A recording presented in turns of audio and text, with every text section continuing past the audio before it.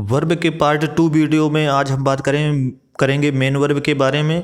Main verb मुख्य क्रिया यानी कि मुख्य क्रिया को हमने 3 भागों में विभाजित किया है। एक ट्रांजिटिव वर्ब यानी कि सकर्मक क्रिया, और इंट्रांजिटिव यानी कि अकर्मक क्रिया, और लिंकिंग वर्ब यानी कि संयोजक क्रिया। तो सबसे पहले ये जान लेते हैं कि मेन वर्ब क्या है। वह क्रिया जो सब्जेक्ट यानी कर्ता के कार्य की जानकारी देता है मेन वर्ब यानी कि मुख्य क्रिया कहलाता है। इसी में पॉइंट नंबर 2 हमने लिख रखा है कि जिनके V1, V2, V3 या ING फॉर्म तथा यस या ES फॉर्म वाक्य में प्रयुक्त होते हैं मेन वर्ब कहलाते हैं। एग्जाम्पल से देखते हैं, जैसे play, eat, run, sleep, read, write etcetera. ठीक है, यहाँ पे सेंटेंस हमने लिखे हैं आई नो यू। तो यहाँ पर इस सेंटेंस में जो प्रयोग हुआ है नो, ये V1 रेड कलर से हमने दर्शाया है V1, यानी कि ये कौन सी फॉर्म है, वर्ब की फर्स्ट फॉर्म के रूप में यहाँ पर इस सेंटेंस में से नो को प्रयोग किया गया है। दूसरे सेंटेंस में क्या है कि न्यू है, वर्ब की सेकंड फॉर्म के रूप में इस न्यू को प्रयोग किया गया है। नो की सेकंड फॉर्म हुई क्या, न्यू। तीसरा सेंटेंस है हमारा I have known you for 2 years. तो यहाँ पर V3 यानी कि वर्ब की थर्ड फॉर्म के रूप में नोन को प्रयोग किया गया है इस सेंटेंस में। और थोड़ी सी जानकारी लेते हैं भाई कि मेन वर्ब क्या है। देखिए, जो मेन वर्ब होती हैं उनके अंत में नानी ने शब्द जरूर आता है। जैसे यहाँ पे प्ले मीन्स खेलना, ईट मीन्स खाना, रन मीन्स दौड़ना, स्लीप मीन्स सोना, रीड मीन्स पढ़ना, राइट मीन्स लिखना, और ऐसी भी क्रियाएं, स्विम मीन्स तैरना। बहुत सारी ऐसी क्रिया हैं जिनमें से नानी ने अंत में आता है तो वो मुख्य क्रिया कहलाती हैं। अब मुख्य क्रिया को हमने 3 भागों में विभाजित किया था ऊपर। नंबर 1 था ट्रांजिटिव वर्ब यानी कि सकर्मक क्रिया। तो ट्रांजिटिव वर्ब किसे कहते हैं देख लेते हैं। ट्रांजिटिव वर्ब ऐसी क्रिया जिसके साथ कोई ऑब्जेक्ट यानी कि कर्म होता है उसे ट्रांजिटिव वर्ब कहते हैं। ठीक है, यानी कि सकर्मक क्रिया कहते हैं। सकर्मक यानी कि जिसके साथ कर्म हो उसे ही ट्रांजिटिव वर्ब कहा जाता है। एग्जाम्पल देखते हैं, the man killed a snake, आदमी ने एक सांप मारा। तो अब हमको यहाँ पे ये देखना है कि मेन वर्ब क्या है। मेन वर्ब हमारा है किल्ड, और इसके बाद में क्या आ रहा है, अ स्नेक। तो यहाँ पर स्नेक हमारा है क्या, ऑब्जेक्ट, यानी कि मेन वर्ब के साथ में आया क्या, ऑब्जेक्ट आ गया भाई। तो हमारा किल्ड कैसी वर्ब हो गई, किल्ड हमारी हो गई ट्रांजिटिव वर्ब। ठीक है, दूसरा सेंटेंस है जैसे the boy opened the window, लड़के ने खिड़की खोली। तो ओपनड के साथ आ गया ऑब्जेक्ट विंडो, यानी कि ओपनड हमारी कैसी वर्ब हो गई, ट्रांजिटिव वर्ब हो गई, क्योंकि इसके साथ में ऑब्जेक्ट आ रहा है। अब बात करते हैं इंट्रांजिटिव वर्ब की। ऐसी क्रिया जिसके साथ कोई ऑब्जेक्ट यानी कर्म नहीं होता है उसे इंट्रांजिटिव वर्ब कहते हैं, यानी कि अकर्मक क्रिया।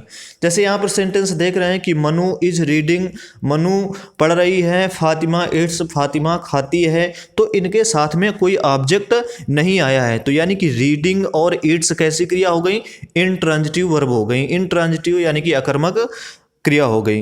अब हमको जब भी हम ऑब्जेक्ट की पहचान करते हैं भाई, ऑब्जेक्ट कैसे पहचानेंगे, बात करते हैं ऑब्जेक्ट की यानी कि कर्म। देखिए, ऑब्जेक्ट हमारा होता है 2 तरह का, इनडायरेक्ट ऑब्जेक्ट और डायरेक्ट ऑब्जेक्ट। ठीक है, किसी भी सेंटेंस में से जरूरी नहीं है कि ये ऑब्जेक्ट हो, बिना ऑब्जेक्ट के भी वाक्य होता है। जब बिना ऑब्जेक्ट के वाक्य होगा तो वो क्रिया कैसी होगी, जैसे यहाँ पर है he runs fast, he runs fast. इसमें क्या है कि वह तेज दौड़ता है। तो यहाँ पर फास्ट जो है ऑब्जेक्ट नहीं है, यहाँ पर फास्ट क्या है, एडवर्ब है। ठीक है, जो यहाँ पर रन्स है ये मेन वर्ब है, यानी कि ये क्रिया कैसी हो गई, इंट्रांजिटिव वर्ब। तो ऑब्जेक्ट 2 तरह का, इनडायरेक्ट ऑब्जेक्ट और डायरेक्ट ऑब्जेक्ट। ये कुछ एग्जांपल है, जैसे सी गिव मी एन एप्पल। ठीक है, उसने मुझे एक सेब दिया। तो हम ऑब्जेक्ट कैसे पहचानते हैं कि भाई ऑब्जेक्ट कैसे निकालेंगे किसी सेंटेंस में। जब भी हमको ऑब्जेक्ट पता करना होगा तो हम मुख्य क्रिया से पहले क्या या किसे लगा देंगे। जब हम क्या लगाएंगे तो जो भी ऑब्जेक्ट होगा वो कैसा ऑब्जेक्ट होगा, डायरेक्ट ऑब्जेक्ट होगा। और जब हम मुख्य क्रिया से पहले किसे लगा करके प्रश्न करेंगे तो वो इनडायरेक्ट ऑब्जेक्ट कहलाता है। जैसे यहाँ पर she gave me an apple, ये एग्जाम्पल है। इसका हिंदी अर्थ निकालने, उसने मुझे एक सेब दिया। क्या दिया? एक सेब। ठीक है, तो ये कोई वस्तु होती है। देखिए, जो डायरेक्ट ऑब्जेक्ट होता है वो कोई वस्तु को इंडिकेट करेगा, और जो इनडायरेक्ट ऑब्जेक्ट होता है उससे किसी व्यक्ति का बोध होता है। यानी कि मी मीन्स मुझे, भाई कोई व्यक्ति होगा, उसी को तो एक सेब दिया उसने। ठीक है, तो यहाँ पर मी क्या हो गया? इनडायरेक्ट ऑब्जेक्ट हो गया, और एन एप्पल क्या हो गया? डायरेक्ट ऑब्जेक्ट हो गया। तो जब भी हमको सेंटेंस में से ऑब्जेक्ट की पहचान करनी हो तो मुख्य क्रिया से पहले आप क्या लगा करके या किसे लगा करके प्रश्न करेंगे तो हमें ऑब्जेक्ट मिल जाएगा। जैसे दूसरा सेंटेंस है, the teacher told us a story, अध्यापक ने हमें एक कहानी सुनाई। तो क्या सुनाई? एक कहानी, यानी कि ए स्टोरी भी ऑब्जेक्ट है, और कैसा ऑब्जेक्ट है? डायरेक्ट ऑब्जेक्ट है। किसे सुनाई? हमें सुनाई। यहाँ पर अस कैसा ऑब्जेक्ट हुआ? इनडायरेक्ट ऑब्जेक्ट हुआ। ठीक है, अब नोट पे देखिए कुछ लिख रखा है हमने कि प्रीपोजिशन टू या फार का प्रयोग करके हम डायरेक्ट ऑब्जेक्ट को पहले तथा इनडायरेक्ट ऑब्जेक्ट को बाद में लिख सकते हैं। ठीक है, कौन से प्रीपोजिशन है जिनको हम लिख करके डायरेक्ट ऑब्जेक्ट पहले भी लिख सकते हैं? टू और फार। जैसे एग्जाम्पल देखते हैं यहाँ पर कि she gave an apple to me.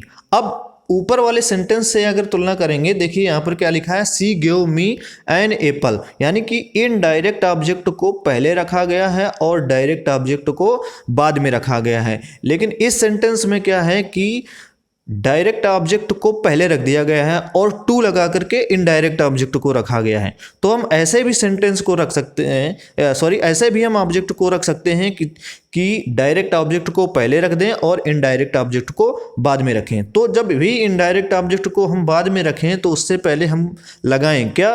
To या तो फार। दूसरा इसी प्रकार से है, example, will you make a cup of T for me? क्या आप मेरे लिए एक कप चाय बनाएंगे? तो इसमें से फॉर लगाया गया है, उसके बाद इनडायरेक्ट ऑब्जेक्ट को लिखा गया है, और जो डायरेक्ट ऑब्जेक्ट है उसे पहले रख दिया गया है।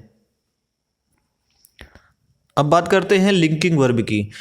लिंकिंग वर्ब यानी कि संयोजक क्रिया, ऐसी क्रिया जो अपना पूरा पूरा अर्थ व्यक्त करने के लिए कॉम्प्लीमेंट वर्ड यानी पूरक शब्द का सहारा लेती है, उसे लिंकिंग वर्ब कहते हैं।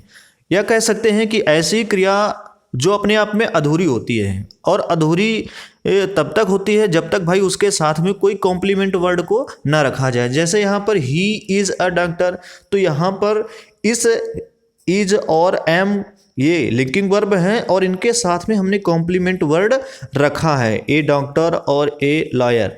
अगर हम इनको भाई ऐसे अगर लिख दें कि ही इज, ठीक, तो ये क्रिया अभी है अधूरी। ठीक है, क्यों अधूरी है? क्योंकि इसके साथ में कोई कॉम्प्लीमेंट वर्ड नहीं रखा है, इसका कोई अर्थ नहीं है। तो इस क्रिया को अपना पूरा पूरा अर्थ व्यक्त करने के लिए, ठीक है, हमें रखना होगा कोई ना कोई एक कॉम्प्लीमेंट, तब ये जाकर के अपना पूरा पूरा अर्थ व्यक्त करेगी, तभी वह लिंकिंग वर्ब कहलाएगी। ही इज ए टीचर, ठीक है, हमने रख दिया भाई कॉम्प्लीमेंट को, वर्ड को। तो अब ये इसका इस सेंटेंस का पूरा पूरा अर्थ व्यक्त हो रहा है, और यह क्रिया जो है अपना पूरा पूरा अर्थ व्यक्त कर रही, दर्शा रही कि वह एक अध्यापक है।